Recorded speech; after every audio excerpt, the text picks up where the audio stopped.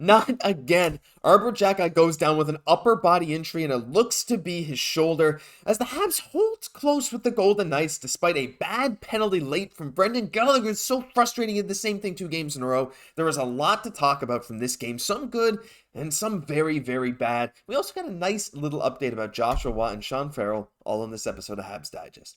Jesse, let's dive into this game and, well, let's just open it with some of the positives. The shooting drills worked. I mean, as you guys saw in yesterday's video, if you watched, the Habs did a lot of shooting drills in practice. Coach Marty had the little, fake goalie in the net, little target practice for your shots. We saw Slav hitting some amazing, amazing slap shots, top shelf. But hey, I mean, it worked tonight. Despite losing 6-5, the Habs put up a 5 spot. At a point where, Jesse, they really, really needed a lot of goals. We saw guys like Newhook. Yes, Ylonen had 2 goals. He looked phenomenal. And then Barron with the late goal. Kovacevic, another one.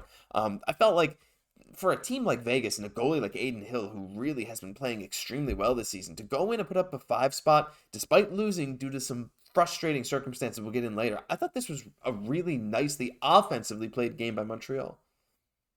Definitely some positive tonight that we're getting some goals, and not just goals, but getting chances, in that first period, like, even though we weren't getting like the most chances, like they were good quality ones. It's just the only problem was that we were also giving up a lot of very good chances to the Vegas Golden Knights. But I mean, Primeau, another big positive from tonight, though, all the same.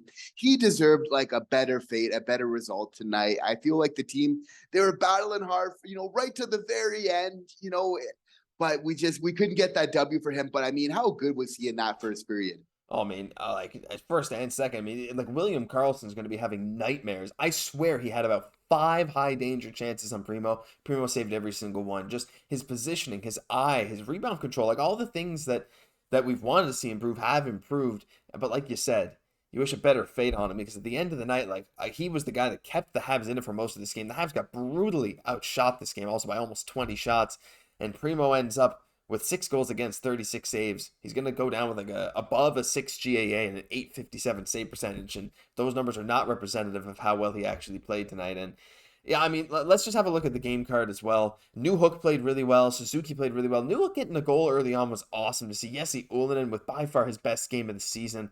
But Jesse, we continue to lack production from Josh Anderson. And if you look near the bottom there, Brendan Gallagher, Guhle's down there a lot because he took a couple of cross-checking penalties, but Gallagher, we got to just talk about this, right?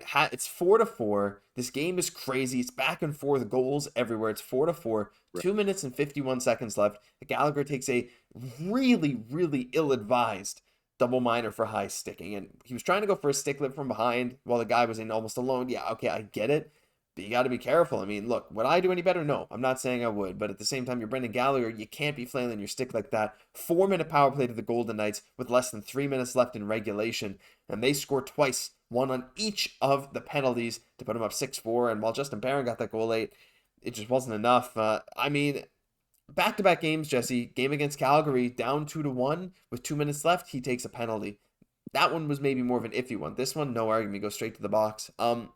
I don't want to crap on Gallagher, but man, back-to-back games, that's just one of the more frustrating ways you can end a night.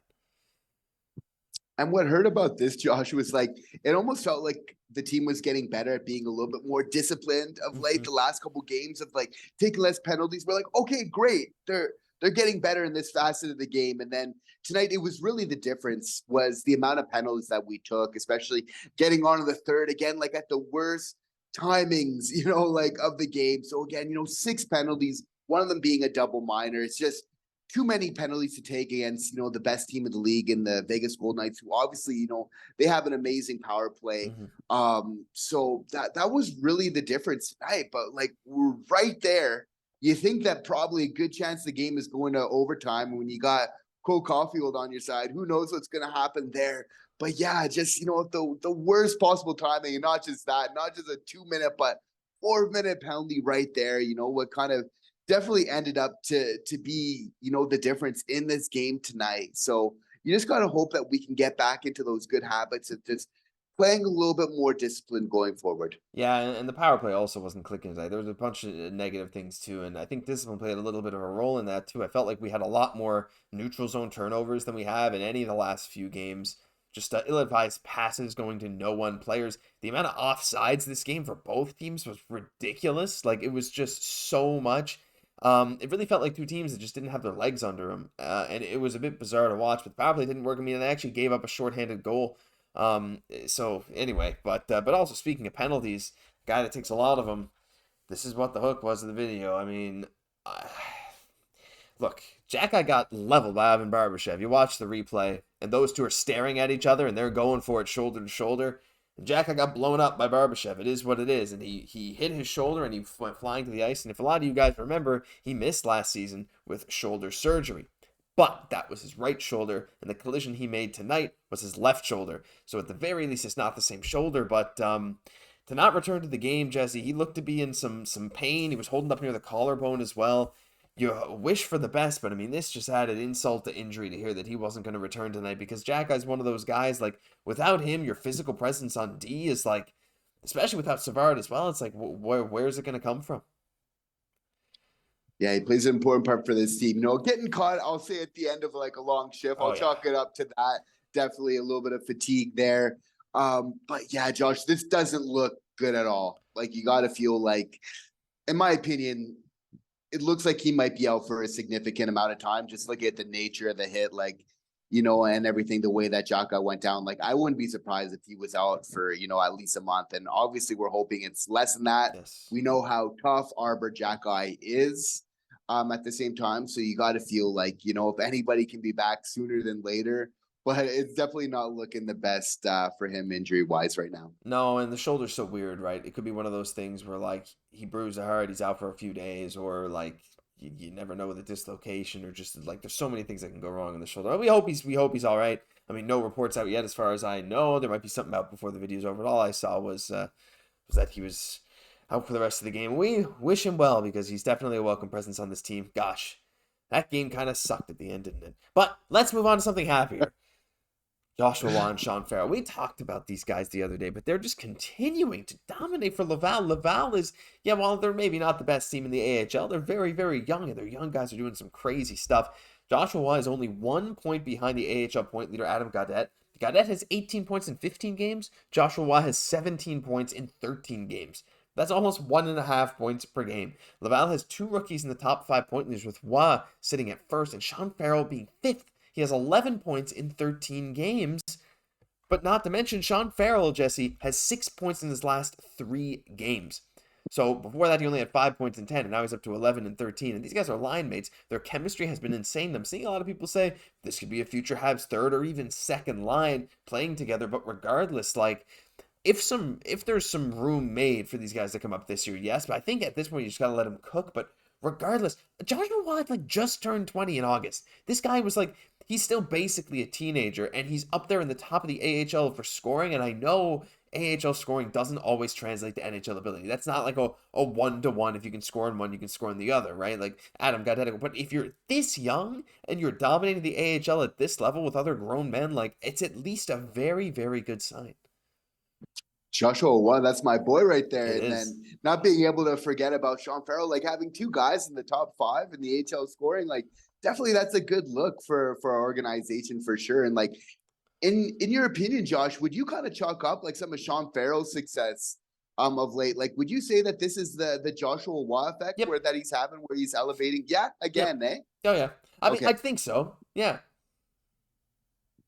No, that's definitely it. Because he seems to just do that every time, like who he's playing with, which again, you know, translate to him not just, you know, playing on maybe a second line, but maybe a first line. If you're the type of guy that brings out the best in the players around you, right? This is the players you want to play with, your best players, because you're going to bring out logically the best out of them, right? So this is amazing, because we really need some offensive catalysts, and we've been looking for some different ways to kind of get this, but maybe we've just kind of had this hidden gem in the organization all this time in the form of Joshua Waugh. Of course, we won't forget about Sean Farrell too. Very important for him that he's playing well right now. You know, I'm seeing a lot of people say maybe like tossing Sean Farrell's name around in trade bait because I think like just with the first of all, the Habs have a lot of tiny people on the team. It just is what it is. It's the roster construction right now. But Sean Farrell is showing out. They don't have a lot of room at forward, and when they do, they probably don't want to add another small guy. He feels like a guy that could maybe end up getting traded. As much as it sucks, and you maybe won't want to break him and Wah up. If a team comes asking for him, you can maybe do it, right? This guy was dominant in college hockey as well, but yeah, like I think Joshua Wine, like you said, he plays well with good teammates, and like Connor Bedard put up what 20 points in the World Juniors with Joshua Wine as wing. Imagine if Joshua Wine was playing in the NHL with Connor Bedard right now. Bedard would have 150 points this year. It is what it is. Joshua Wine is the next Wayne Gretzky. He's clearly going to be the best playmaker in the NHL in 5 years based on his current pace. But no, let's keep it realistic. I think there's a realistic chance that he makes the roster next season. There's going to be some forward spots freed up, and hey, if the injury bug comes down again this year, you got to think there's going to be some time. We still got some guys rotating in and out, but even now, like a guy like Ylonen only got to play tonight because RHP's a bit banged up, and he went in and scored 2 goals. There's a lot of depth, a lot of guys to break through, but hey, Joshua Watt and Sean Farrell are definitely making a case for themselves. But that'll do it for this episode of Habs Digest. If you enjoyed, leave a like, comment, subscribe. We're blown away by the support. Again, we're approaching 9,000 subs. We really appreciate every single one of you sticks around to the end of these videos. If you seriously stuck around to the end of this video, I don't know, comment like the number 4 or something. Just something. Like, yeah, if I see a bunch of 4s in the comments, I'll know. But like, this game was rough, and if you watched it now, we really, really appreciate you. Appreciate. This is what happens at the end of the videos. We're going to give a bit of humanity. This is what happens at the end of the videos, Jesse. Like, games like this, buddy. The brain doesn't work. Look at these bags. I've been your host, Josh Gosse, for my co-host, Jesse Poirier. We'll see you soon.